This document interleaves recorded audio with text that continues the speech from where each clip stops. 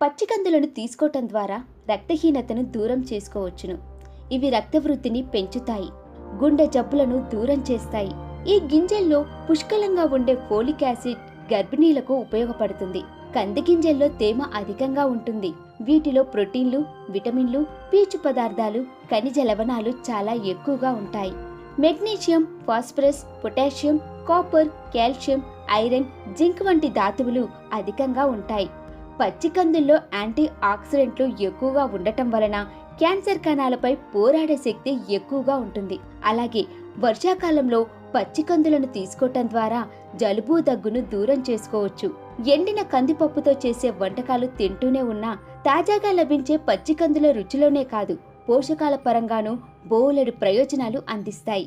మామూలు కందిపప్పుతో పోలిస్తే పచ్చి కందికాయల నుంచి 25% ఎక్కువ పోషకాలు అందుతాయి.